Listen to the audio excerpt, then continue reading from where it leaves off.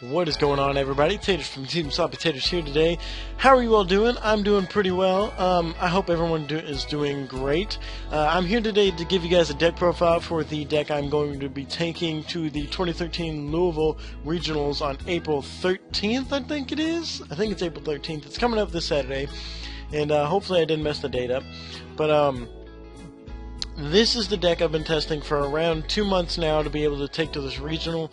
The reason I chose Agents is because they're a great deck. They're a very versatile and flexible deck to play, and they're very fun. Agents are good in almost any format just because of the amount of flexibility and resilience they have. I've been testing them pretty thoroughly, and I think they're doing great. Some of the decks this format can outpace them pretty easily, but they bounce back pretty well. So without further ado, I'm going to jump right onto the deck profile. The deck list will be in the description below, as always. You guys can check it out there, and be sure to give me any suggestions you guys have, because I really want to get this up and running and ready to go before I head to my regional Saturday. Jumping right on into it, we have our agent lineup with 3 Master Hyperions, 3 the Agent of Creation Venus, and the obligatory 3 Shine Balls that run with it, 2 Agent of Mystery Earth, and 1 Jupiter. I like the 1 Jupiter as just a 4-star normal summon beat stick, as well as the extra agent name. He's really good for being able to just be an extra name for Hyperion a lot of times, and the fact that, excuse me guys, I just came back from Thai food. He can become a 2600 beat stick on his own. Not only that, he can make any of your other monsters huge beat sticks as well. He becomes 3000 if you have a gotcha on the field, which you almost always will. So yeah, I just like him as a good beat stick. When evil swarms come, this is essentially Agent's answer to evil swarms, and I might consider maining 2 whenever that time comes. Moving on, we run 2 Thunder Kings and 2 Tour Guides. I'm not running any other targets for Tour Guides. I just want the 2. If I draw the second one, oh well. It hasn't come up yet. I've never drawn 2. But like I said, if I do end up drawing 2 at some point, oh well. She's really just in there for Levy air combos and being able to sit on Zen mains, and 10 Tempo is a great fucking card this format. I'm going to tell you guys that much. Buy some Tim Tempos because they are amazing. Thunder King's great. He can stop a lot of the decks in the game right now. He's just a good 1 card out to have. I was testing 1, then I was testing 2, then back to 1 and back to 2, and finally I just settled on 2, and I can just side him out if I need to. On to the boss lineup, we have our BLS, Chaos Sorcerer, 2 Tragoedias, 1 Caius, and 1 Gorz. These are all self-explanatory, huge, just giant beat sticks that are good for no reason, other than easy to summon and get huge. We have the obligatory 1 Honest. I personally run Gale. This is a tech between me and my teammate Sloppy. Ever since either of us have been playing Agents, we always like to tech 1 Gale in. It's just a great 3-star tuner that can also be used as a beat stick. It can get over a lot of different monsters that a lot of your normal summonable monsters can't get over. It's just a good 1 card out, as well as being a tuner. And I've had no complaints about it since. It's another dark target for your Chaos monsters as well. Then we main a Spirit Reaper, and I only play 1 Genex Birdman in the main deck just because that chance to be able to open with Venus and Birdman is pretty good. I like being able to go Gotchi Stardust. It's pretty nutty to have a 2900 Stardust and Gotchi that won't die ever. I run 1 Ryko. I like Ryko a lot. Would not consider running more. I do run 1 in the side deck.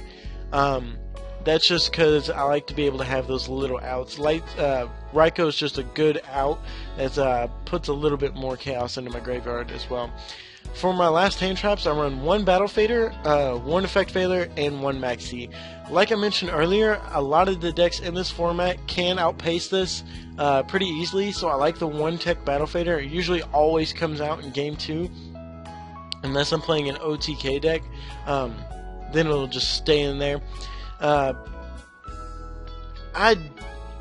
I've never drawn it dead, and even if I do draw it dead, that just means I'm doing well enough to where I don't need it.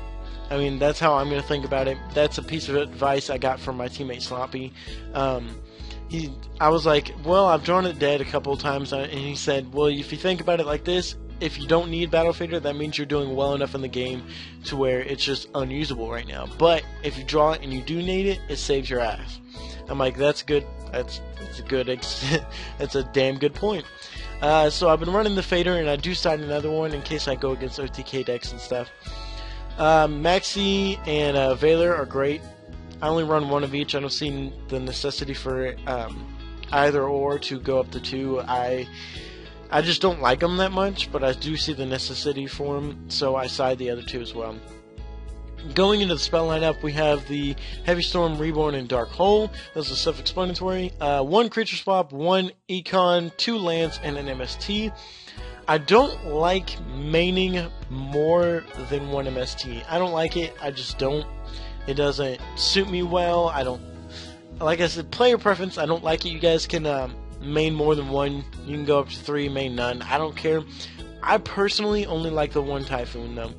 I love double Lance. Econ safe my ass. Creature swap is just too fucking hilarious to take out of the deck.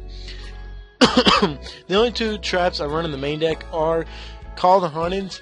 I am testing these, and so far they've tested well, other than the fact that they can easily be dead with how fast this deck can move sometimes, and I'm not running the Trooper build, so I don't know if I'm going to keep these in just yet. Let me know what you guys think in the comments below, because I'm unsure on the Call of the Haunted right now. Going into the side deck, we side the extra 2 MSTs, just for heavy back row decks that this deck just can't compete against. 2 Royal Decrees for the slower decks with back row. Mind Crush, 2 Mind Crush for Mermails and Wind Ups and things like that. Go away, kitty. Go. Stupid cat. It's a self-explanatory side card. It's kind of been the star of the format right now. It went up to 3 on the ban list, and everyone's loved it. 2 Soldier-Envoy for things like Dark World. Since I can't play macro and stuff, this is my macro, Soldier-Envoy. It hurts barely any of the cards in my deck. Actually, I don't think it hurts any, if I'm correct. None that I'm seeing right now, but Soldier-Envoy is wonderful. I love it. I do side 2 Christia, just in case I need them, because I don't main them. I didn't like them in the main. It made the deck too boss monster heavy, and I decided I was playing 1 Christia, but I took the 1 Christia out for the 1 Caius, just because it's less situational and grants more utility to the deck over Christia, but I did decide to side the 2 Christia in case I ever needed them. Like I said, I have the extra Ryko, Maxi, Valor, Battle Fader, and I do side a Herald of Orange Light. Just in case there's decks that Effect Valor just won't do, I'll just side the Herald in, and plus it's another tuner, and it makes my Call of the Haunted more live. So I do like the Herald on the side, but it can easily be taken out for something else if you guys have any suggestions. Like I said, leave any suggestions you have in the comments below. I'll be glad to consider them.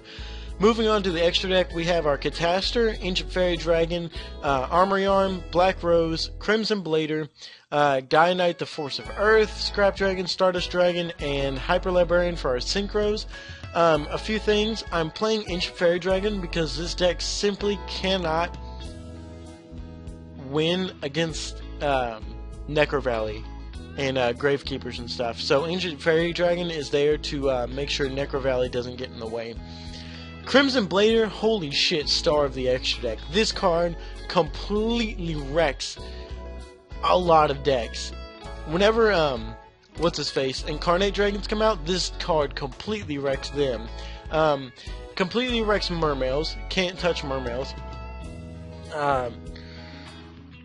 And Synchrocentric, Rex Synchrocentric, just all the decks that focus on getting their boss monsters out, their main deck boss monsters out, and just beating face with those, like Mermails, Dark World, such and such, this card completely wrecks. The only thing I wish is that it, instead of destroying a monster by battle, it just inflicted damage. That's a real drawback to this card, because your opponent can just not summon a card for the next turn after they've taken a battle from this guy, and you'll attack directly, but they'll be able to summon the next turn. And I don't like that. Most people don't see that, but if you're good, you will, and you'll take the opportunity. But it's a great card anyway. If there was a better level 6 synchro to run, I would run it. I just don't see there any that are worth running in this deck so far. On into the Exceeds, we have 2 Gachis, a Leviair, Leviathan, Tempo, and a Wind-Up Zenmaines. Nothing really to say here. It's kind of standard. I've never seen the need for a third Gachi, so I just don't play it. I've never come up on a situation where I've been like, darn, I wish I had a third Gachi, so I just don't play a third one. Leviathan's good, no complaints. Leviair is amazing. Tempo, Rex Face, absolutely great card. Absolutely an amazing card. Zenmaines, what can you say? It's a fallback card, so no complaints there. That's it. That's all I have for the deck profile, guys. Thank you for watching. I hope you guys enjoyed it. Leave any comments, leave any suggestions you have in the comments below. Like I said, the deck list will be in the description if you guys want to check that out, if there's anything you missed. Other than that, I'm Taters from TeamSlopyTaters, and I will see you guys later. I can still hear you calling my name, but I know deep inside I'm ready to wait. And